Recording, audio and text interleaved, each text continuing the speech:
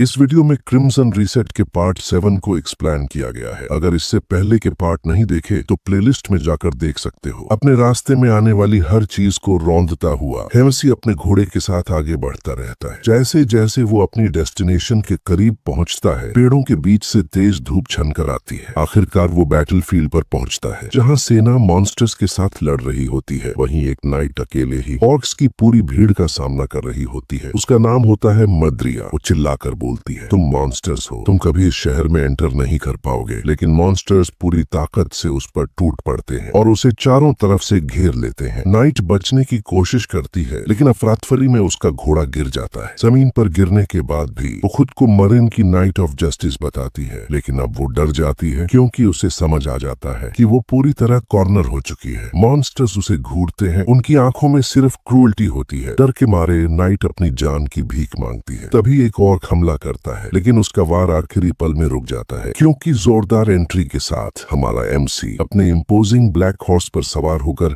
वहां पहुंच चुका होता है। बिना एक पल गवाए वो मॉन्स्टर्स को काटना शुरू कर देता है। उसकी स्पीड देखकर मड्रिया हैरान रह जाती है। पल भर में वो उसके चारों तरफ मौजूद सारे ऑक्स को खत्म कर देता है। नाइट उसे धन्यवाद देती है और अपने सेवियर का नाम पूछती है, लेकिन तभी पीछे से एक और ऑक हमला करता है। हमारा एमसी ठंडे अंदाज में उसकी तरफ देखता है। यूजीन खुद मॉन्स्टर को खत्म कर देता है। मद्रिया मुस्कुराकर एमसी की तरफ देखती है। हमारा एमसी बोलता है, इतनी खतरनाक सिचुएशन में नाम पूछने का क्या फायदा है? अगर हम दोनों यहीं मर गए तो मेरा नाम कोई मायने नहीं रखेगा। मद्रिया उसकी बात मान लेती है और मुस्कुराकर कहती है, ठीक है, अगर हम जिंदा बचे तो मैं दोबारा पूछूंगी। शहर वापस पहुंचकर वो सबको बताती है कि रास्ते में सैकड़ों गॉब्लिन्स ने हमला किया था। वो गर्व से बताती है कि आखिरी पल में एक नाइट ने बिना हिचकिचाए सब मॉन्स्टर्स को खत्म कर दिया और इस तरह मरिन शहर को बचा लिया गया। एक आदमी पूछता है, वो नाइट कौन था? सीरियस एक्सप्रेशन के साथ वो नाम बताती है, चैन यूजीन। ये नाम सुनते ही सब लोग चौंक जाते हैं। ये वही नाइट था जिसने डंजन क्लियर किया था। भीड़ पागल हो जाती है और पूरे शहर में उसका नाम गूंजने लगता है, जैन यूजीन, जैन यूजीन। एक खिड़की से ये सब देखता हुआ एक आदमी बोलता है, पूरा शहर उसी का नाम चिल्ला रहा है। वो होता है लुइस पेलिन, मरिन का मेयर। वो डर जाता है कि यूजीन को कंट्रोल करना मुश्किल हो जाएगा। मेयर अपनी ग्रैंडडॉटर प्रिचेला से पूछता है कि क्या इस सब को ऐसे ही छोड़ देना चाहिए। प्रिचेला मुस्कुराकर बोलती है, नाइट की ऑनर जितनी ऊंची होती है उसका गिरना उतना ही भयानक होता है। फिर वो पूछती है, क्या आपने यूजीन के अटेंडेंट के बारे में सुना है? वो बताती है कि वो लड़का असल में हाउस ट्राइविन का इलेजिटिमेट सन है। मेयर सब समझ जाता है। रेचेला बताती है कि यूजीन पैसा कमाना चाहता है ताकि उस हिडन हेयर को सपोर्ट कर सके। अगर ऐसा हुआ तो वो फ्यूचर हेड ऑफ हाउस ट्राइविन से कनेक्शन बना सकते हैं। मेयर उसकी तारीफ करता है और यूजीन को गिफ्ट भेजने का फैसला करता है। वो प्रेचेला को रिकमेंडर बनाता है और वो उसका धन्यवाद करती है। रात में मर्चेंट गिल्ड की बिल्डिंग पर चांदनी पड़ती है। प्रेचेला एक कप उठाकर सोचती है, प्यासा इंसान पानी ही ढूंढता है। वो बोलती है, मर्चेंट के लिए सक्सेस का सिर्फ एक ही रास्ता होता है। विकेड स्माइल के साथ वो कहती है, कुआं खोदो और इंतजार करो। उसी वक्त हमारा एमसी अनजान बना अपनी डेस्टिनेशन की तरफ बढ़ रहा होता है। दरवाजा खुलता है और प्रिचेला उसका इंतजार कर रही होती है। वो मुस्कुराकर मारिन के सेवियर का स्वागत करती है। नई आर्मर में हमारा एमसी अपना परिचय देता है। प्रिचेला उस आर्मर की तारीफ करती है जो आयरन और ओगर बोन से बनी होती है। एमसी कहता है, ये अगला डंजन आसान बना देगी। वो धन्यवाद देता है और बोलता है कि उसके लोगों को अच्छा खाना और लॉजिंग की वजह से अब वो ज्यादा हेल्थी है। प्रिचेला कहती है कि वो बदले में कुछ नहीं चाहती, लेकिन जैसे ही वो प्रपोजल देने वाली होती है, एमसी उठकर जाने लगता है। वो कहता है, डंजन सप्रेशन के बाद मिलेंगे और ये भी कि उनका कॉन्ट्रैक्ट यहीं खत्म होता है क्योंकि उनका कॉन्ट्रैक्ट सिर्फ डंजन के बाय प्रोडक्ट्स तक है। ये सुनते ही प्रिचेला भड़क जाती है। वो चिल्लाकर बोलती है, रुको। वो expensive armour, war horse, luxury meals गिनवाती है और धमकी देती है और कहती है, क्या तुम इतना भी नहीं जानते इस दुनिया में हर चीज की कीमत होती है? लेकिन हमारा एमसी ठंडी नजर से बस उसे देखता रहता है। वो कहता है, तुमने वो चीजें दी जो मैंने मांगी ही नहीं, अब तुम पेमेंट चाहती हो? उसकी लाल आंखें चमकती हैं। वो चेतावनी देता है, क्या एक फायर मर्चेंट मुझे धमका रहा है। ये सुनकर प्रिचेला टूट जाती है। पार्टेक माफी मांगते हुए बोलता है, शायद आपने किसी और तरीके से रिलेशनशिप बिल्ड करने की कोशिश की होती तो बात यहाँ तक न आती। वो झुककर माफी मांगती है और कॉन्ट्रैक्ट जारी रखने का वादा करती है। वो समझ जाती है कि ये नाइट बहुत ज्यादा डेंजरस है, इसलिए वो अपनी स्ट्रेटेजी बदलने का फैसला करती है। हमारा एमसी बोलता है, ठीक है मैं सुन सकता हूँ, लेकिन ऑफर इतना अच्छा होना चाहिए कि मेरा टाइम जस्टिफाई हो फॉरेस्ट में। मिरियान आर्मर को कूल बताती है। पार्टेक एमसी की तारीफ करता है कि उसने इतना बड़ा डील क्रैक किया है। वो बताता है कि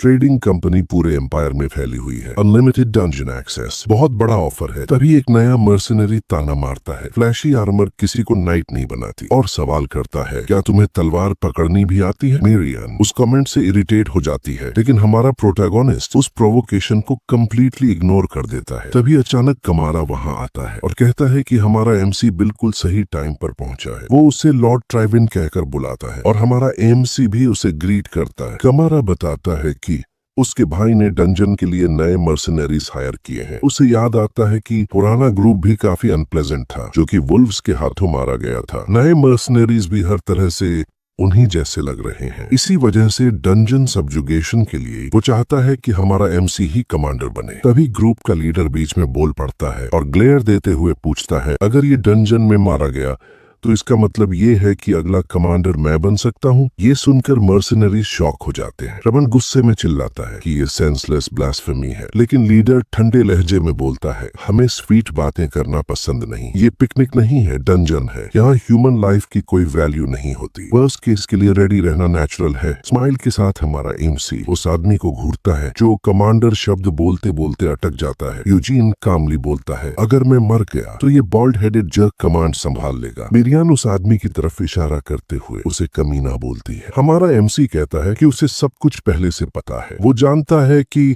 ये पूरा सेटअप जेलस वर्थिल का है। प्लान साफ है, डंजन के अंदर मर्सनरीज से उसे मरवाना। लेकिन विकेट ग्रिन के साथ हमारा एमसी सोचता है सब कुछ रुइन करना मजेदार होगा। डंजन के अंदर मिरियान अपनी मैजिक इस्तेमाल करती है और हमारा एमसी फाइट के लिए रेडी हो जाता है। बिना एक पल वेस्ट किए वो आगे चार्ज करता है और गॉब्लिन्स को तलवार से काटना शुरू कर देता है। वो एजिलिटी के साथ मूव करता है, रास्ते में आने वाले कई मॉन्स्टर्स को गिरा देता है। एक ही वार में वो एक और गॉब्लिन को ढेर कर देता है और अकेले आगे बढ़ता रहता है। उसकी तलवार सीधे मॉन्स्टर के सिर को चीर देती है। मर्सनरी लीडर अब समझ जाता है कि उसकी रेपुटेशन एग्जैजरेशन नहीं थी। हमारा एमसी फ्रंट लाइन पर अकेले ही दर्जनों एनिमीज को काट रहा होता है। वो एक जायंट शील्ड की तरह लगता है जो सबको सिक्योरिटी का एहसास देता है। लीडर डिसाइड करता है कि उसे एक ओपनिंग का इंतजार करना होगा। उसके पॉइजन ब्लेड से सिर्फ एक स्क्रैच ही काफी है। हमारा एमसी सबको चेतावनी देता है, मिड लेवल मॉन्स्टर्स आने वाले हैं। वो साफ कहता है सिर्फ वही लोग फॉलो करें जिन्हें खुद पर भरोसा है। मर्सनरी लीडर बोलता है, अगर कमांडर जा रहा है तो हम भी जाएंगे। लेकिन जैसे ही रबन आगे बढ़ते हैं, पार्टेक उन्हें रुकने को कहता है। पार्टेक सरप्राइज्ड होकर सोचता है कि एमसी के दिमाग में कुछ और ही प्लान है। हमारा एमसी अकेले केव की डार्कनेस में आगे बढ़ता है। उसे याद आता है कि